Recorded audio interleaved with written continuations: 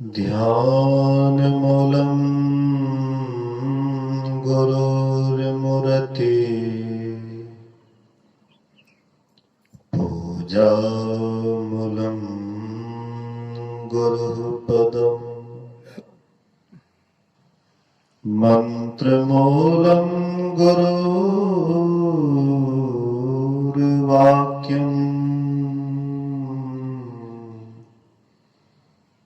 मोक्षमूलं गुरुः कृपा। धन्य धन्य सतगुरु सुखदा महिमा कही न जाए। जो कछु कहो तुम्हारी कृपा मोते कछु न बसाए। सर्वत्र सर्वदा वर्तमान सद्गुरु महाराज जी के पावन चरणों में कोटि कोटि नमन। उपस्थित गुरुजन, धर्म प्रेमी सत्संगी बंधुओं, पूजनीया माताओं तथा भक्तिमती बहनों, सप्ताह परायण ध्यान एवं संतमत सत्संग का आज छठा दिन प्रथम पाली सत्संग में हम आप उपस्थित हैं। बहुत देर से पूर्ववक्ताओं से सुन रहे थे। मोक्ष के द्वार पर चार द्वारपाल रहते हैं। मोक्ष अर्थात छुटकारा। सब आदमी छुटकारा चाहते हैं। छुटकारा जिनके पास में जिस तरह का समझ है उस तरह का छुटकारा चाहते हैं, छुट्टी चाहते हैं। जैसे कोई विद्यार्थी है और वह स्कूल जाता है। स्कूल जाने के बाद जब समय छुट्टी की होती है तो प्रायः बच्चे लोग सब पहले तैयार हो जाते हैं। बोरा बस्ता बांध करके पहले तैयार हो जाते हैं कि अब सर जी छुट्टी देंगे। एक ऐसे ही क्लास चल रहा था, अंतिम क्लास का समय था और विषय ललित कला था। ललित कला के शिक्षक आए और सभी विद्यार्थी से कहते हैं कि देखो, जिनको जो चित्र पसंद है वह अपना अपना चित्र बना करके दिखाओ। जो चित्र जिनको अधिक पसंद है वह चित्र दिखाना है। तो जितने भी विद्यार्थी थे, जिनको जो जो चित्र पसंद हुआ, अच्छा लगा, वह चित्र बना करके सर जी के सामने दिए। एक विद्यार्थी वैसे ही सादा कागज, सादा कॉपी ही ला करके सर जी के सामने धर दिए। सर जी पूछते हैं कि क्या तुमको कोई चित्र पसंद नहीं हुआ? बोले कि सर, जो हमें चित्र पसंद हुआ उसका चित्र कैसे बनेगा यही समझ से बाहर है। बोले क्या तुमको पसंद होता है? बोले कि सर, छुट्टी पसंद होता है। तो छुट्टी का कैसे चित्र बनेगा यही समझ में नहीं आ रहा था, इसे लिखिए, वैसे ही आपके सामने में दे दिए। मतलब कहने का, छुट्टी सबको पसंद है। हम आप भी मन में विचार करते होंगे कि जल्दी से बाबा लोग प्रवचन बंद करें और जल्दी आरती हो तो हम लोग भी यहाँ से जाएंगे, क्योंकि बाल बच्चा घर परिवार को देखना है। तो छुट्टी सबको पसंद है, लेकिन कौन ऐसा छुट्टी है जो सदा के लिए आपको मुक्त कर देता है, छुट्टी कर देता है? इस संसार का जितना भी छुट्टी है वो सदा की छुट्टी नहीं है। आज आप अभी जाएंगे यहाँ से, आपके मन में है कि बाबा लोग प्रवचन बंद करेंगे, यहाँ से जाएंगे घर, फिर अपराह्न में भी आना पड़ेगा, फिर कल भी आप लोगों को आना पड़ेगा, फिर साप्ताहिक ये समाप्त हो जाएंगे तो फिर साप्ताहिक सत्संग है उसमें आना पड़ेगा। ये तो लगा ही रहेगा। लेकिन सदा की छुट्टी हो जाए, सदा का छुट्टी महापुरुष कहते हैं बाहर जाने से नहीं होगा। बोलिए श्री सद्गुरु। कहते बाहर दौड़ने से ये छुट्टी नहीं मिलेगा। कितना हो आप दौड़ाइए, कहीं भी चले जाइए, संसार में कोई ऐसा स्थान नहीं जहां जाने के बाद आपको सदा की छुट्टी हो जाए। हाँ, एक स्थान है जहां जाने के बाद सदा की छुट्टी होती है, लेकिन वह स्थान हम आप जाते हैं, लेकिन नीचे की तरफ जाते हैं, ऊपर की तरफ नहीं जा पाते हैं। हम आप रात को खा पी करके सोते हैं तो जाते हैं अपने अंदर, सब ओर से सिमट जाते हैं। हाँ, सभी चिंता को त्याग देते हैं, सब टेंशन दिमाग से हटा देते हैं, तब जाते हैं अपनी अंदर। लेकिन अपने अंदर तो जाते हैं, लेकिन नीचे की तरफ जाते हैं। नीचे की तरफ जाना अज्ञानता की तरफ जाना है, इसलिए इससे भी छुट्टी नहीं होती है। आप लोग देखे होंगे जहां पर तालाब होता है, वहां पर जब गर्मी लगती है भैंस को, तो भैंस जाती है तालाब में। तालाब में जाती है, जैसे उसमें डुबकी लगाती है, वैसे ही उस पर में जो हावड़ होता है वो ऊपर में तैरने लग जाता है। जैसे ही भैंस सिर को ऊपर करती है, वैसे उनके सिर पर हावड़ बढ़ जाता है। भैंस को जब काटने लग जाता है तो भैंस फिर अपने सिर को नीचे कर लेती है, पानी में डुबा लेती है, लेकिन दम घुटने लगता है तो फिर अपने सिर को नीचे कर लेती है। इसी तरह से हम आपके पास भी दिन भर का चिंता, दिन भर का टेंशन, दिन भर का जितना भी सांसारिक बात है, सब बात को भुला करके जाते हैं नींद में। नींद में जाते हैं, नीचे की तरफ जाते हैं, लेकिन 5-6 घंटे के बाद जब जगते हैं तो फिर वही टेंशन, फिर वही इच्छा, फिर वही वासना दिन रात वैसे ही सवार हो जाता है। कोशिश तो करते हैं कि इससे हमारी छुट्टी हो जाए, जो भी विकार है उससे हमें छुट्टी हो जाए, जो भी चिंता है हमारे अंदर से निकल जाए, लेकिन निकलता नहीं है। वही भैंस जब सिर को नीचे करती है तो हावड़ ऊपर उड़ता है, और जैसे सिर ऊपर करती है वैसे ही सिर पर बैठ जाता है।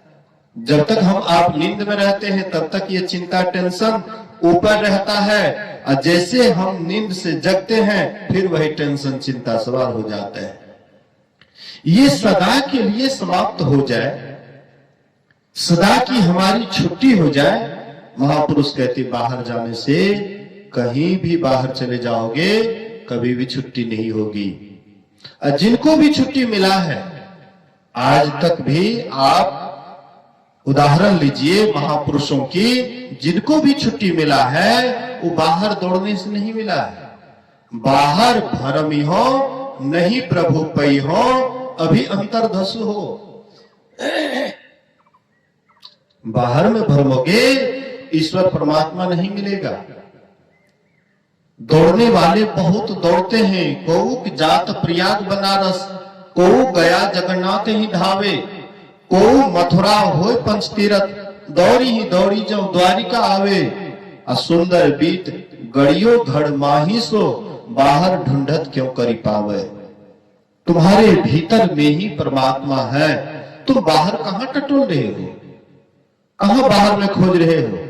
और आज तक कोई ऐसा उदाहरण है जिनको बाहर में परमात्मा मिला है? कहीं भी कोई भी उदाहरण? हाँ, बाहरी थोड़ा बहुत पहले श्रद्धा जगाने के लिए बाहरी पूजा पाठ करते हैं, लेकिन बाहरी पूजा पाठ ही सब दिन करते रह जाए, क्या यही इसी से हमें मोक्ष मिल जाएगा, मुक्ति मिल जाएगी? अरे सब आदमी कमाते हैं और वो सब आदमी चाहते ज्यादा से ज्यादा हमारी कमाई हो, ज्यादा से ज्यादा हमारे पास में धन संपत्ति हो, सबके अंदर में होता है। इसी तरह जो भक्त होता है, ईश्वर के अनन्य भक्त होते हैं, उनके भीतर में भी होता है कि अधिक से अधिक भक्ति में हमारी प्रगति हो, परमात्मा रूपी संपत्ति अधिक से अधिक मिले, परमात्मा भक्ति में हम अधिक से अधिक आगे बढ़े। लेकिन कहां जाकर के बढ़ेंगे?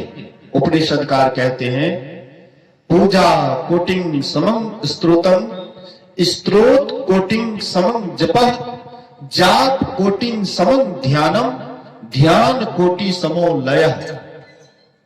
कहते हैं अधिक लाभ चाहते हो, अधिक लाभ चाहते हो तो मेरी बात को सुनो।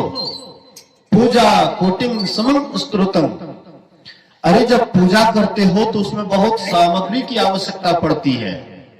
फूल है, दीपक, अगरबत्ती, बहुत बहुत सामग्रियां जुटानी पड़ती है।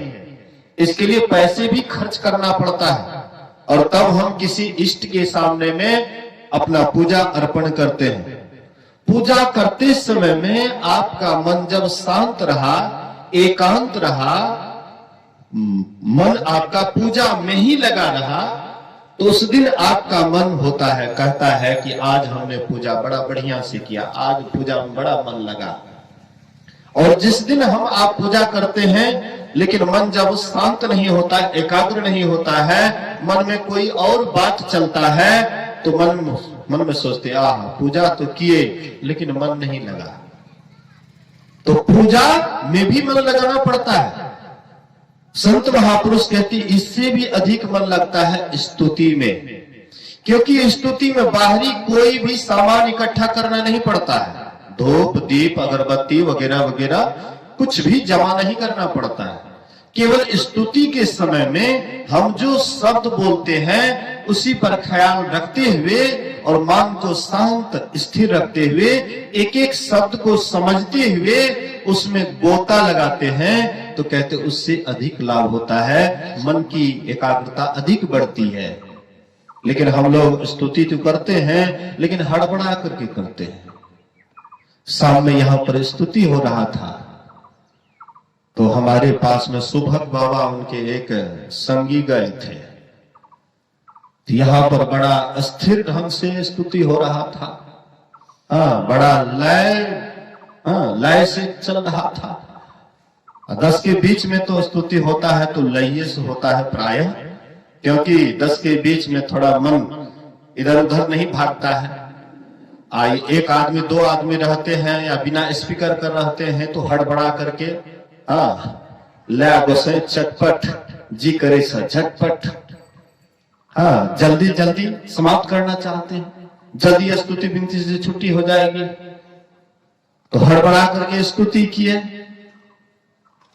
तो ये स्तुति करना एक अपना नियम निभाना है, लेकिन ये नियम से काम नहीं चलेगा। ये नकली एक्टिंग से काम नहीं चलेगा। स्तुति जब कर रहे हैं तो उस समय में आपका ख्याल कहीं भी नहीं जाना चाहिए, केवल स्तुति में ही लगा रहना चाहिए। पूरा लय और सुर से स्तुति करना चाहिए, मन की शांति के लिए करना चाहिए और न कि मन की चंचलता के लिए। अब गुरु महाराज जी बोले हैं नहीं करेंगे, हो सकता है गुरु महाराज जी का दोष लगेगा, आप डर के मारे कर रहे हैं, हड़बड़ा करके कर दिए, क्या पता गुरु महाराज जी गुस्सा जाएंगे। अरे बाबा, गुरु महाराज ऐसे गुस्साते नहीं हैं, बल्कि आप जो कर रहे हैं कहां तक अपने मन को गुरु महाराज में लगा रहे हैं, गुरु महाराज जी सब कुछ देख रहे हैं। गुरु जाने सब बात, गुरु सब कुछ जानते हैं, कहां छिपावे अंध। हम लोग अंधे हैं, छिपा रहे हैं, सोचते हैं गुरु महाराज देखे छे, हड़बड़ा के स्तुति कर ली, ये तो सब कुछ देख रहे हैं। गुरु कौन है? अंतर्यामी है, परमात्मा है, ईश्वर है, और वे सब कुछ देखते हैं। उनसे महीन आंख किसी के पास नहीं है, वे सब कुछ देख रहे हैं। इसलिए आपका मन चंचल है, स्तुति कर रहे हैं, वे देख रहे हैं। आप स्थिर मन से स्तुति कर रहे हैं, वे देख रहे हैं, वे सब कुछ देख रहे हैं। इसलिए जब भी आप स्तुति कीजिए एकदम शांत स्थिर होकर के, कोई विचार उस समय मन में नहीं आने दीजिए। जो आप गा रहे हैं वही शब्द में अपने मन को लगा करके रखिए, तब देख लीजिए आपको स्तुति करने में इतना बढ़िया लगेगा, इतना अच्छा लगेगा, मन में होगा आज जो स्तुति की बड़ा अच्छा मन लगा। पूजा कोटिंग समम स्तोत्रम, स्तोत्र कोटिंग समंग जपः, कहते हैं स्तुति से भी अधिक लाभ जप में होता है। आप कहिएगा कि जप में क्यों अधिक लाभ होता है? स्तुति से भी विशेष इसलिए जप में होता है कि स्तुति में बहुत शब्द दोहराना पड़ता है, बहुत शब्द को याद कर करके गाना पड़ता है। और यहाँ पर विशेष शब्द जप में नहीं है, केवल 3 शब्द है, 3 अक्षर का मंत्र जो दिया गया है, केवल यही 3 अक्षर में ही आपके मन को घूमना है। आप गायत्री परिवार को आप देखेंगे, वे लोग जप करते हैं, 24 अक्षर का गायत्री मंत्र होता है। 24 अक्षर पर मन को घूमना पड़ता है। ओम भूर्भुवः स्वः तत्सवितुर वरेण्यं भर्गो देवस्य धीमहि धियो यो नः प्रचोदयात्। मतलब 24 अक्षर पर मन को चक्कर काटना पड़ता है, घूमना पड़ता है, मन को विशेष याद रखना पड़ता है। एक एक अक्षर का 24 अक्षर का याद रखना, विशेष मन को चक्कर काटना है। लेकिन गुरु महाराज जी ध्यान किए, साधना किए और मंत्र को जप करके देखे कि जितना ही छोटा से छोटा मंत्र होता है उतना ही मन जल्दी सिमट जाता है। जैसे मैंने कल या परसों कहा था महात्मा गांधी के संबंध में, वे भी 3 अक्षर का जप करते थे, हे राम, नहीं 3 अक्षर का मतलब छोटा से छोटा, बहुत छोटा से छोटा 3 अक्षर। ऐसे ही हम लोगों को भी 3 अक्षर का ही गुरु महाराज जी बहुत शोध करके दिए हैं। राम से भी प्यारा शब्द गुरु है। आपके जीवन में गुरु अगर नहीं है, राम है भी, कोई अंतर नहीं पड़ेगा। जैसे का तैसे ही रह जाएंगे, भवसागर में डूब रहे थे, डूब रहेंगे ही, कोई बचाने वाला नहीं है। राम नहीं बचाते हैं, बचाते हैं गुरु। इसलिए राम से भी कहा गया गुरु को बढ़ करके। हालांकि परमात्मा से कोई बढ़ करके नहीं है, लेकिन परमात्मा प्रकट हो करके ज्ञान दान नहीं देते हैं, लेकिन गुरु प्रकट हो करके ज्ञान दान देते हैं। या समझिए परमात्मा ही आकर के गुरु के रूप में ज्ञान दान देते हैं। कोई कहेंगे पहले मुर्गी कि पहले अंडा, कोई आपसे प्रश्न करेंगे पहले मुर्गी या अंडा, आप कहिएगा मुर्गी। तो फिर मुर्गी आया कहां से बिना अंडा का? अगर आप कहिए कि मुर्गी पहले अंडा बाद में, तो फिर मुर्गी आया कहां से? बिना अंडा का मुर्गी कैसे आ गया? ऐसे ही आप कहिएगा गुरु पहले कि परमात्मा, आप कहिएगा परमात्मा, तो फिर आपको यही कहना पड़ेगा कि फिर परमात्मा आया कहां से, ज्ञान हुआ कहां से? बिना गुरु का ज्ञान नहीं। गुरु बिना ज्ञान नाही, गुरु बिनु ध्यान नाही, गुरु बिना आत्म विचार नालह तू है। गुरु बिना ज्ञान नहीं, बिना गुरु का। हाँ, बहुत गीता रामायण, बहुत गीता रामायण पढ़ लीजिए, इतिहास पढ़ लीजिए, पुराण पढ़ लीजिए, 18 पुराण पढ़ लीजिए, 4 वेद पढ़ लीजिए, 6 शास्त्र पढ़ लीजिए, सभी शास्त्र को कंठस्थ कर लीजिए। इससे आप क्या समझते हैं कि हम ज्ञानी हो गए? नहीं, ये नकली ज्ञान है। गीता रामायण ये जितना भी वेद उपनिषद का ज्ञान है नकली ज्ञान है, रटुमल ज्ञान है। असली ज्ञान तो भीतर से पैदा होता है और वह साधना से होता है, और बिना गुरु का साधना कदापि नहीं। गुरु बिना ज्ञान नहीं, बिना गुरु का असली ज्ञान नहीं होगा, नकली ज्ञान बिना गुरु का हो जाएगा। गुरु बिना ज्ञान नाही, गुरु बिना ध्यान नाही। आंख बंद कीजिएगा, लेकिन कहां बंद करके कहां पर निशाना लगाइएगा? पते नहीं लगेगा, लगने का कहीं तो लग जाएगा, कहीं तोड़िएगा पक्का फल को टूट जाएगा कच्चा फल। हाँ, लगेगा खट्टा। गुरु महाराज जी, हाँ, गुरु महाराज जी के चाचा कहते थे बुड़बक का आम खट्टा होता है। बोलिए श्री सदगुरु महाराज की। गुरु महाराज जी के चाचा कहते थे कि बुड़बक का आम खट्टा होता है। तो गुरु महाराज पूछे कि आदमी चाहे बढ़िया हो कि बुड़बक हो, लेकिन आदमी तो आदमी है, लेकिन बुड़बक का आम खट्टा कैसे हो जाएगा? तो उसके चाचा बोले कि देखो, सीधे तोड़ करके उसको अगर खाओगे या ऐसे ही रख दोगे तो खट्टा हो जाएगा, और उसी को अगर पाल लगा करके रखोगे तो वही आम मीठा हो जाएगा, इसलिए बुड़बक का आम खट्टा। कहने का मतलब बिना गुरु के आप बुड़बक बन करके रहेंगे, कभी होशियार नहीं बनेगा। होशियारी आप करने का कोशिश कीजिएगा। रिझाया खूब दुनिया को, सुना बातें बना बहुतो, लेकिन रिझाया यदि न अपने को, रिझा दुनिया से क्या होगा? अरे मन सोच ले केवल, भजन गाने से क्या होगा? इसलिए संत महापुरुष कहते हैं कि गुरु के बिना कोई भी ज्ञान संभव नहीं है। परमात्मा को भी आप परख तभी सकते हैं जब आपके जीवन में सच्चे संत सद्गुरु मिल गए हैं। मुक्ति मार्ग जानते, साधन करते नित्य। जो मुक्ति के मार्ग को जानता है, मोक्ष के रास्ता को जानता है, अपना भी उस रास्ते पर चलते हैं और दूसरे को भी चलाने का कोशिश करते हैं, उसी को कहते हैं मुक्ति मार्ग जानते। साधन करते नित्य, वे बराबर साधना रत रहते हैं, ध्यान रत रहते हैं, एकांत सेवी होते हैं।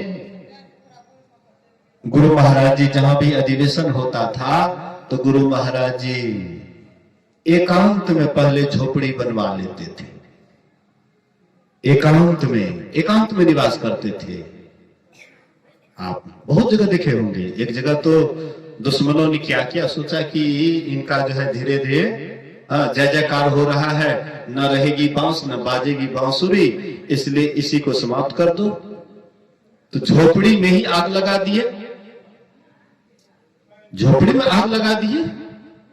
अब बोले कि इधर से निकलेंगे तो बस इसी तलवार से गर्दन उड़ा देंगे।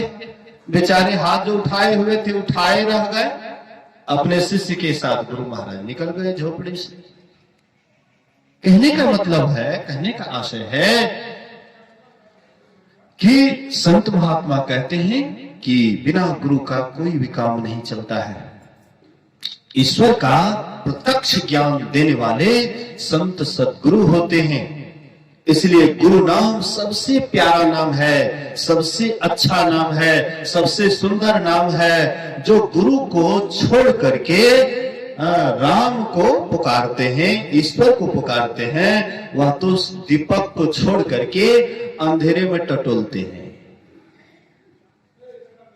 इसलिए परमात्मा से भी बढ़ करके गुरु कहा गया है। इसलिए राम शब्द को गुरु महाराज हटा दिए, गुरु शब्द को ले लिए। गुरु ही तू है, गुरु पितु है, गुरु ही जीव के मितु है। गुरु सम को नहीं दूजा, जो जीवों को आधारा है, उधारा है, जीवों को उधारा है। बोलिए श्री सद्गुरु महाराज की। कहने का मतलब गुरु शब्द सबसे प्यारा नाम है, इसीलिए 3 अक्षर का तो हम लोगों का भी मंत्र है, लेकिन राम हटा करके गुरु।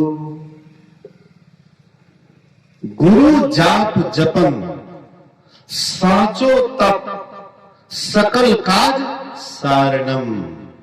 सभी काम आपका समाप्त हो जाएगा, खत्म हो जाएगा।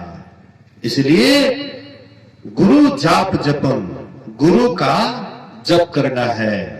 एकदम इतना प्यारा नाम कहां मिलेगा आपको? बड़ा संशोधन करके गुरु महाराज निकाले हैं। इसलिए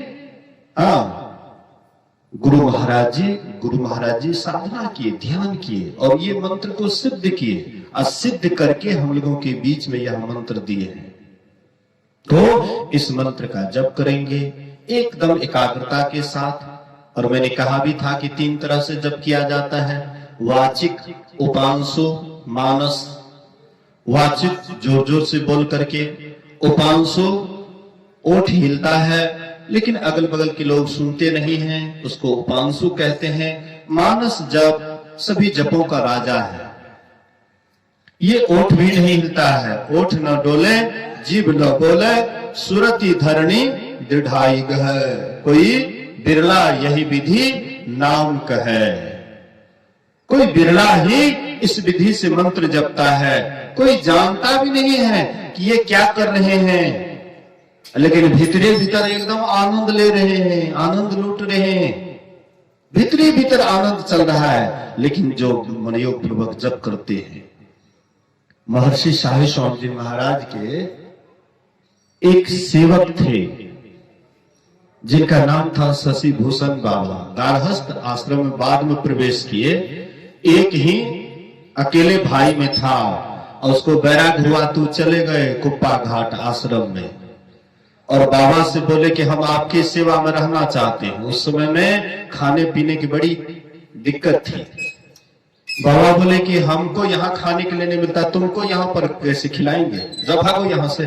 बोले कि हजूर आपसे हम कभी भोजन नहीं मांगेंगे, हम खाने के लिए पेट के लिए यहाँ नहीं आए हैं कुप्पा घाट, हम खाने के लिए नहीं है। आजकल तो देखिए ना, महात्मा या सत्संगी जहां कहीं भी जाता है जिलावार से लिखा है ना, खाइए लो बढ़िया से नहीं दिल के। बोलिए श्री सदगुरु। कहते हैं बाबा हम आपसे कभी खाने के लिए नहीं मांगेंगे, हम आए हैं साधना के ख्याल से, ध्यान के ख्याल से। कहते हैं अच्छा ठीक है कोई बात नहीं, तो क्या खाओगे? तो बैंगन लगा हुआ था कुप्पा घाट के उधर उस साइड में जहां पर अभी गौशाला बना हुआ है, या गौशाला के पूर्व साइड में। तो कहते हैं कि देखो यहाँ पर कुछ खाने के लिए नहीं मिलेगा, और बैगन है, बैगन तोड़ करके अपना पका करके खाना। बोले कोई बात नहीं, जो आपकी आज्ञा। तो क्या करते थे, 5-7 बैगन लाते थे, पका लेते थे, वही बैंगन खाते थे। और गुफा में जा करके जब बैठते थे ध्यान पर, तो 4-5 घंटा तक एकदम बैठे रह जाते थे। बोलिए श्री सदगुरु। बैठते थे एकदम 4-5 घंटा बैठे रह जाते थे। और उस समय में पूज्य बाबा बोलते थे चलो फलना जगह सत्संग में, तो चलो। तो कोई छोटा सा नदी पड़ता था, बाबा जूता मोजा पहने हुए थे। बोले अरे यार तो लगता है जूता मोजा पहने। नहीं नहीं हजूर हम अपने कंधे पर बैठा लेते हैं। अरे कहीं गिरा देगा तब? बोले नहीं नहीं गिराएंगे। एकदम कंधे पर ले लिए बाबा को, एकदम खूब बढ़िया दुल्की देते हुए उस पार लेकर के चले गया, बाबा को रख दिया। और उन्होंने कहा कि मैं वह बैंगन खा करके जो ध्यान करता था, बड़ा मन लगता था। जब जब करने लगता था तो मन कहीं नहीं भागता था, एकदम मच्छर काटता है कि माछी काटता है कि कहाँ क्या होता है गुफा में, कि तेलचिट्टा काटता है। मैं भी एक बार गया था, उसमें तेलचिट्टा भी था। बोलिए श्री सदगुरु महाराज। जब आपका मन एकाग्र हो जाता है तब आपको कोई आहट, कहीं भी आपका ध्यान नहीं जाता है। मच्छर भी काटता है तो कोई आपका उधर ख्याल नहीं दौड़ता है, नहीं लगता है मन ध्यान में, इसीलिए कहीं से कहीं ख्याल जाता है।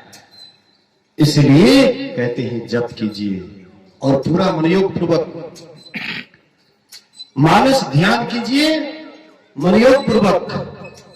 गुरु महाराज जी कहते थे कि मुझे सुतीक्ष्ण मुनि का मानस ध्यान बहुत पसंद है। गुरु महाराज के प्रवचन में है कि हमें सुतीक्ष्ण मुनि का मानस ध्यान बहुत पसंद है। सुतीक्ष्ण मुनि जब सुने कि राम भगवान मेरे ही आश्रम की तरफ आ रहे हैं, राम भगवान का वनवास हुआ है और वे मेरे ही आश्रम की तरफ आ रहे हैं, तो ये आगवानी के लिए चल देते हैं कि राम भगवान आ रहे हैं तो आगवानी करना चाहिए। जैसे बाबा लोगों को हम लोग बुलाते हैं, बड़े बाबा को बुलाते हैं, स्कॉर्पियो से आते हैं, बड़का बाबा बड़का गाड़ी पर, तो हम लोग अगारने के लिए गाड़ी से जाते हैं। बाबा आए हैं, झंडा उंडा के साथ जाते हैं, जय जयकार करते हुए जाते नहीं। बाबा आ रहे हैं, बड़का बाबा, तो अदारना चाहिए। ऐसे ही राम भगवान आ रहे हैं तो अदारना चाहिए। उस समय में झुंड के झुंड लोग जंगल में नहीं थे, इसलिए अकेले चल दिया अदारने के लिए सुतीक्ष्ण मुनि। जाते हैं, जाते जाते रास्ते में वे इतना भाव विह्वल हो गए, प्रेम में इतना मग्न हो गए कि आगे चल पाने का साहस नहीं हुआ, कि आगे चल करके राम भगवान को अदारें, साहस नहीं हुआ। मन में हो जाता है कि हम बैठ जाए ध्यान पर। बैठ गए ध्यान पर, ध्यान पर बैठ गए तो राम भगवान सामने आ गए और सुतीक्ष्ण मुनि को जगा रहे हैं। सुतीक्ष्ण मुनि जगो, मैं आ गया हूं, जिसका तुम आगवानी करने के लिए आ रहा था। मैं राम, जगो, मैं तुम्हारे सामने में हूं। लेकिन सुतीक्ष्ण मुनि इतना बेसुध है, इतना मानस ध्यान में मगन है कि कुछ भी सुनाई नहीं पड़ता है। कितना हो राम भगवान बोले कि मैं तुम्हारे सामने में हूं, जगो, उठो, नहीं उठे। अंत में राम जी क्या किए, आपने मानस ध्यान को बदल दिए। मतलब दो भुजी भगवान का ध्यान करते थे, दो हाथ वाला भगवान का ध्यान करते थे, तो चार हाथ वाला भगवान हो गया। मानस ध्यान में परिवर्तन होने के कारण मैं तो दो भुजी रूप का ध्यान कर रहा था, ये चौभुजी कहां से आ गया। अकुला करके आंख खोले, और जैसे आंख खोलते हैं तो राम जी को सामने में देखते हैं। देखिए, कहने का मतलब गुरु महाराज कहते थे कि हमें सुतीक्ष्ण मुनि का मानस ध्यान पसंद है। हमारे इसी संत मत के एक अच्छे महात्मा हुए जिनका नाम था पूज्य राम लगन बाबा। वे प्रचार प्रसार में नहीं जाते थे, लेकिन अच्छे ध्यानी महात्मा थे। पूज्य राम लगन बाबा के संबंध में मैंने सुना है, वे बनिया के जाति थे, घोड़ा भी उनके पास था। लेकिन जैसे ये संत मत से जुड़ा, धीरे धीरे परिवार के एक एक सदस्य खत्म होने लगे। बहुत आदमी कहने लगे कि तुम संत मत से दीक्षा ले लिया, इसीलिए देखो परिवार में अफड़ा तफड़ी मच रहा है, इसलिए गुरु महाराज को फेंको, गुरु महाराज को छोड़ो। और जैसे हम लोग रहते हैं, देवी देवता इधर उधर करते हैं, तुम भी करो। आई कौन महर्षि बाबा के फेरे में पड़ गए हो, देख रहे हो कैसे तुम्हारे परिवार में अफड़ा तफड़ी मच गया, एक एक आदमी मरने लगा। लेकिन इनको कोई गम नहीं था। मुझे है काम ईश्वर से, जगत रूठे तो रूठन दे। जिनको परमात्मा से प्रेम हो जाता है, जिनको गुरु से स्नेह हो जाता है, कोई मरे या जिए उनको कोई मतलब नहीं रहता है। अरे गुरु से चाहे हम दीक्षा लें या ना लें, जिनको जाना है वो तो जाएंगे ही, और जिनको रहना है उनको रहना ही पड़ेगा। ये नहीं है कि हम देवी देवता को पूजेंगे तो परिवार का कोई मरेगा ही नहीं, गुरु महाराज को पूजेंगे तो सब परिवार का मर जाएगा। अरे जिसको मरना है वो मरेगा, जिसको जीना है वो जिएगा। जो ईश्वर भक्त होते हैं वे छोटे मोटे बात में विश्वास नहीं करते, उनको अटल विश्वास होता है। एक ईश्वर पर अटल विश्वास, पूर्ण भरोसा तथा अपने अंतर में उनकी प्राप्ति का दृढ़ निश्चय रखना। सदगुरु की निष्कपट सेवा, सत्संग और दृढ़ ध्यानाभ्यास, इन पांचों को मोक्ष का कारण समझना चाहिए। लेकिन हम लोगों को ये पांच पर विश्वास नहीं है, इसलिए संसार का पांच विषय हम लोगों को दिन रात नचाते रहता है, हम आप नाचते रहते हैं। इसलिए संत महापुरुष कहते ये पांचों पर विश्वास रखो। तो पूज्य रामलगन बाबा जैसे तैसे नहीं थे, वे भक्तों में भी एक अच्छे भक्त थे। तो पूज्य रामलगन बाबा घोड़ा का घास, एक ही घोड़ा बच गया था, परिवार में अकेले बच गए थे, लेकिन घोड़ा का घास छीलने के लिए जाते थे। हाँ, खेत खलिहान में तो एक बार गए थे ऐसे घोड़ा का घास छीलने के लिए। अब मन में हो गया कि हम कचिया पसनी छोड़ करके कंटा ध्यान कर लेते हैं, बोलिए श्री सदगुरु महाराज की। हाँ, थोड़ा ध्यान कर लेते हैं। खुद खुरपी चलाते चलाते जिनके अंदर में लौ लग जाता है, कोई जरूरी नहीं है कि मंच पर ध्यान होगा। मंच पर तो दिखावटी ध्यान है।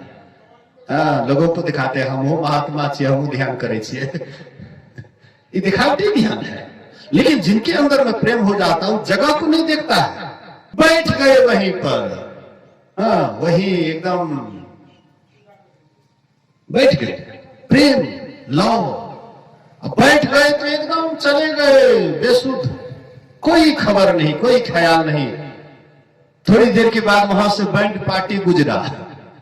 हाँ, और जब इसका ध्यान टूटा तो कोई आदमी आया, बोले कि इधर से बैंड पार्टी गुजरा बाबा। बाबा बोले कि हमको कोई पता नहीं, कोई पता नहीं कि बैंड पार्टी गुजरा कि क्या हुआ, हमको कोई पता नहीं। इतना लवलीनता, इतनी एकाग्रता ये ध्यान से घटित होता है। लेकिन जो करेंगे उसको ना पता लगेगा, और जो करेंगे ही नहीं। गुरु महाराज जी एक बार पूज्य राम लगन बाबा को बोले, अखिल भारतीय या जिला वार्षिक ऐसे ही कोई बहुत बड़ा सत्संग था। गुरु महाराज जी बोले राम लगन, कहते जी हजूर, तो चलो मंच पर सामने आओ, मेरे सामने में आओ। तो पीछे में या बगल में बैठे होंगे, आगे आ गए सामने में, कहते राम लगन कपड़ा खोलो।